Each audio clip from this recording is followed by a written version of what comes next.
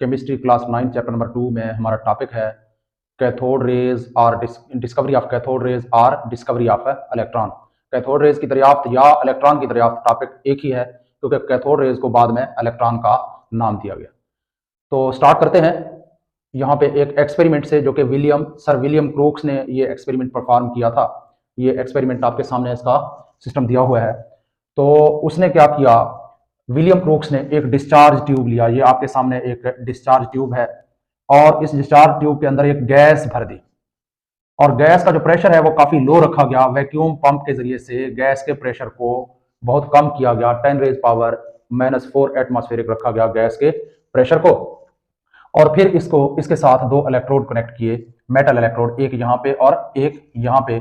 इन metal electrode में से एक को बैटरी के नेगेटिव टर्मिनल के साथ कनेक्ट किया। जिसको बैटरी के नेगेटिव टर्मिनल के साथ कनेक्ट किया उसको कैथोड प्लेट नाम दिया। ये देखें लिखा हुआ है कैथोड प्लेट। और जिसको बैटरी के पॉजिटिव टर्मिनल के साथ जिस मेटल इलेक्ट्रोड को कनेक्ट किया उसको एनोड प्लेट का नाम दिया।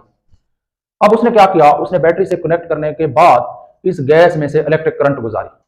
जब उसने इसमें से इलेक्ट्रिक करंट गुजारा तो उसने देखा कि यहाँ इसके कैथोड से, इस टर्मिनल से, नेगेटिव चार्ज रखने वाले टर्मिनल से, कैथोड से कुछ चमकती हुई शुआएं पैदा हो रही हैं और ये एनोड की तरफ जा रही। कैथोड से पैदा होके एनोड की तरफ जो है वो मूव कर रहे हैं। इन शुआओं को, चूंकि ये कैथोड प्लेट से निकल रहे थे, इन शुआओं को उसने कैथोड रेज का नाम दिया। तो इनको कैथोड रेज का नाम क्यों दिया, ये एक शॉर्ट क्वेश्चन में कई दफा पूछा गया है। Why these rays were named as cathode? तो इसका जवाब यह है, because these rays were emitting from cathode plate so they were named as a cathode rays. क्योंकि ये शुआएं कैथोड प्लेट से खारिज हो रही थी, इसलिए उनको कैथोड रेज का नाम दिया गया। अब यहाँ पे कुछ नोट्स मैंने बनाए हैं आपके लिए, अब इनको पढ़ते हैं, समझने की कोशिश करते हैं। तो पहले क्या है कैथोड रेज या डिस्कवरी ऑफ इलेक्ट्रॉन। तो पहले हमने देखना है इसका एक्सपेरिमेंट, कि ये एक्सपेरिमेंट विलियम क्रूक्स ने किस तरह परफॉर्म किया था। In 1895 sir William Crookes performed an experiment. उसने एक एक्सपेरिमेंट परफॉर्म किया। He took a discharge tube and filled a gas in it. उसने ये वाला डिस्चार्ज ट्यूब लिया और इसको गैस से भर दिया। अच्छा जी, the pressure of gas was kept very low, i.e. 10⁻⁻⁴ atmospheric. इस गैस के प्रेशर को बहुत कम रखा गया, 10⁻⁻⁴ एटमॉस्फेरिक रखा गया। He fitted 2 metallic electrode to this tube. उसने इस ट्यूब के साथ 2 मेटेलिक इलेक्ट्रोड कनेक्ट किए। एक ये वाला जिसे कैथोड कहते हैं, जिसके ऊपर नेगेटिव चार्ज है, और दूसरा ये वाला जिसे एनोड कहते हैं, इसके ऊपर है पॉजिटिव चार्ज। अच्छा जी, he connected this tube with a high voltage battery. उसने इस ट्यूब को एक हाई वोल्टेज बैटरी के साथ कनेक्ट किया। And passed electric current through this, और इसमें से इलेक्ट्रिक करंट गुजारी।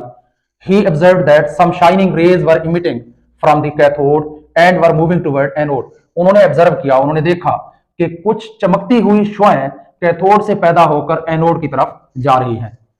Because these rays were emitting from cathode, क्योंकि ये शुआएं कैथोड से पैदा हो रही थी, so they were named as cathode rays, इसलिए इनको कैथोड रेज का नाम दिया गया। ये एक इंपॉर्टेंट शॉर्ट क्वेश्चन है। अच्छा जी, उसके बाद है हम देखेंगे properties of cathode raise, cathode rays की खुसूसियात। ये एक इंतहाई अहम लॉन्ग क्वेश्चन है, कई दफा पेपर में पूछा गया है। तो अब हमने देखने हैं प्रॉपर्टीज ऑफ कैथोड। या एक्सपेरिमेंट करने के बाद जब उसने देखा कि कुछ शुआएं पैदा हो रही हैं कैथोड से, तो फिर उन शुआओं को के प्रॉपर्टीज देखने की कोशिश की। तो उन्होंने सबसे पहले ये देखा कि ये शुआएं हमेशा सीधी लाइन में सफर करती हैं। शुआएं हमेशा सीधी लाइन में सफर करती हैं। तो हमने लिखा they travel in a straight line, यानी एक सीधी लाइन में सफर करती हैं। तो पहली बात तो ये क्लियर होगी।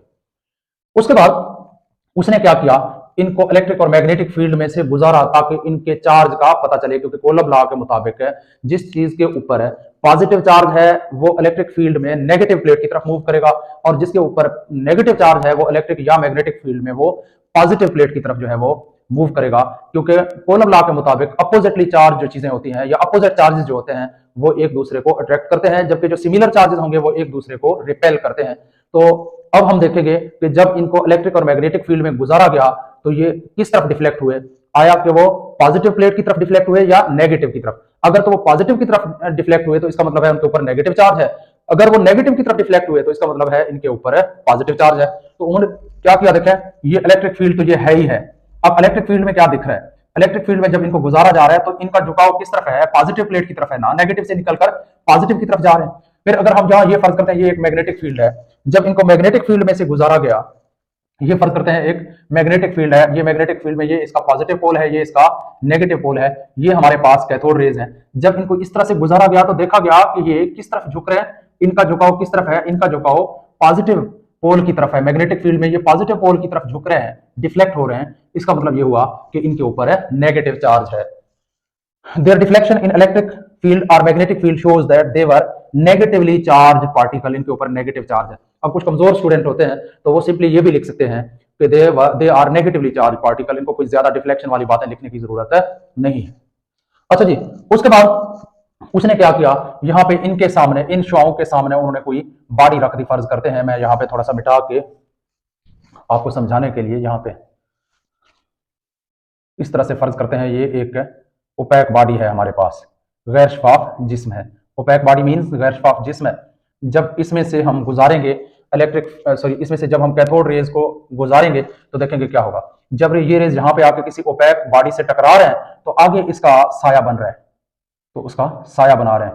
इसका मतलब ये है कि जब भी ये किसी ओपैक बॉडी से टकराते हैं, ये देखें, ये फर्ज करते हैं इसका इनका शेडो है, शेडो, और ये बॉडी है, ओपैक बॉडी है। तो ओपैक बॉडी का क्या बना रहे हैं, शेडो बना रहे हैं।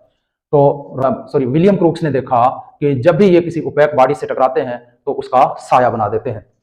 They produce shadow of an opaque object. Opaque मतलब गैर शफाफ जिसमें से रोशनी नहीं गुजर सकती। If placed in their path, अगर हम कोई गैर शफाफ जिस्म इनके सामने रख दें तो इसका साया बना देते हैं। फिर उन्होंने देखा कि ना तो ये बॉडी का साया बनाते हैं बल्कि साथ ही साथ उसका टेम्परेचर भी बढ़ा देते हैं। जिस चीज से टकराते हैं उसका टेम्परेचर भी बढ़ा देते हैं। दरअसल टेम्परेचर बढ़ने से ये साबित हो रहा है कि ये दरअसल सिर्फ वेव नहीं है बल्कि ये पार्टिकल्स हैं, जिस चीज से टकरा रहे हैं उसका टेम्परेचर भी बढ़ा रहे हैं। तो जिस चीज से उन्होंने देखा कि साया बनाने के साथ साथ ये जब भी किसी बॉडी से टकराते हैं तो उसका टेम्परेचर भी बढ़ा देते हैं। किसी चीज का टेम्परेचर बढ़ाने का मतलब ये है कि ये सिर्फ रेज नहीं है बल्कि ये पार्टिकल भी हैं। अच्छा जी, they raise temperature of the body which on which they fall, जिसके ऊपर ये पड़ते हैं उसका टेम्परेचर भी बढ़ा देते हैं। उसके बाद जे थॉमसन ने इनके charge to mass ratio E/m, E से मुराद है चार्ज और M से मुराद है मास, इनके चार्ज और मास की निस्बत मालूम की, डिटरमाइन किया।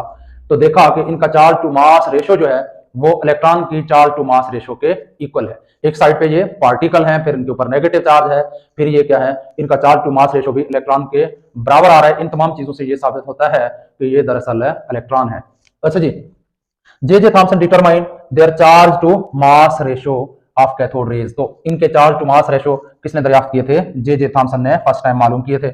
और उसके बाद their charge to mass ratio was equal to the charge to mass ratio of electron. इनका जो चार्ज टू मास रेशो था ये इलेक्ट्रॉन के चार्ज टू मास रेशो के बराबर आ रहा था। और उसके बाद इनकी एक और खासियत है कि जब जब ये यहां से निकलकर कभी टेस्ट ट्यूब, ये डिस्चार्ज ट्यूब की दीवारों से टकराते थे तो डिस्चार्ज ट्यूब की दीवारों से चमक पैदा होती थी, ग्लो पैदा होती थी। ग्लो मीन्स चमक, चिंगारियां पैदा हो रही थी। तो उसने देखा कि जब जब ये डिस्चार्ज ट्यूब की दीवारों से टकराते हैं तो ग्लो पैदा करते हैं। They produce glow on hitting the walls of discharge tube, यानी छोटी छोटी सी चिंगारियां पैदा होती थी, रोशनी पैदा हो रही थी जब ये जाके डिस्चार्ज ट्यूब की दीवारों से टकरा रहे थे। अच्छा जी, उसके बाद उसने एक और काम किया विलियम क्रूक्स ने।